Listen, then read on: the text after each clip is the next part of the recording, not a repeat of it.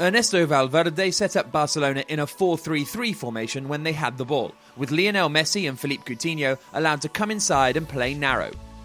Sergio Busquets dropped in to make a back three when the home side played out from deep, with Jordi Alba and Sergi Roberto either side of the defence.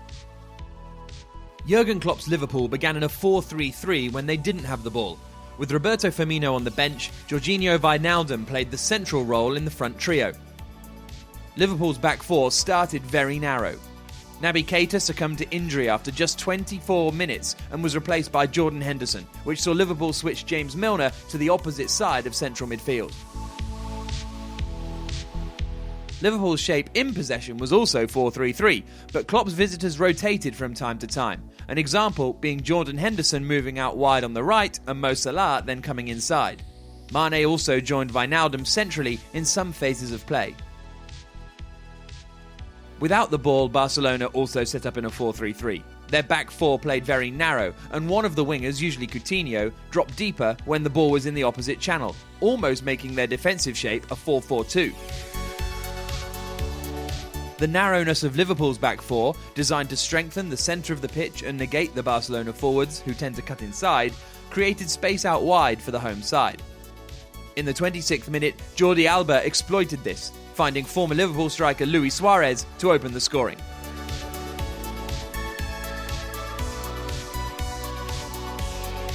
The visitors did have their moments in the first half, and they were generally due to their pace in attack.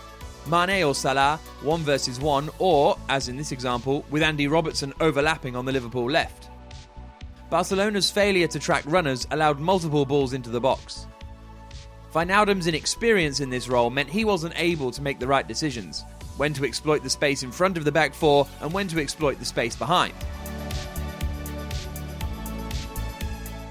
Liverpool began the second half playing a high back four, trusting their pace to recover from Barcelona breaks, sometimes playing as high as the halfway line.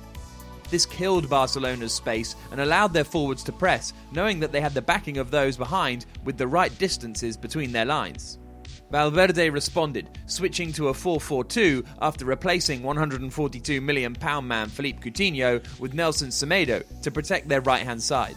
With Liverpool dominating both territory and possession with their high defensive line, Barcelona's magic man swung the tie against the run of play with 2 goals in 7 minutes. The first saw him quickest to the rebound after Suarez had kneed one onto the woodwork.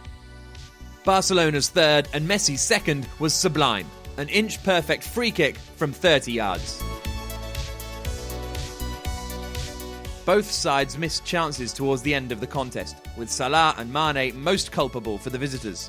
Barcelona were free-flowing on the break as Liverpool committed men forwards in search of an away goal, allowing for an overload on the counter-attack.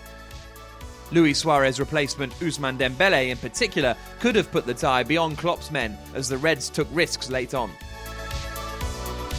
With 20 minutes to go, Liverpool looked more likely to score the second goal of the contest, but Lionel Messi's 599th and 600th goals for Barcelona have given Jurgen Klopp's team an almighty challenge ahead of the semi-final's second leg at Anfield. Barcelona coach Valverde said, "I had the feeling from the start of the match that I would put Nelson on the field for Felipe. That side of Liverpool is very dangerous, and we were having a hard time neutralising Robertson and Mane. This we improved."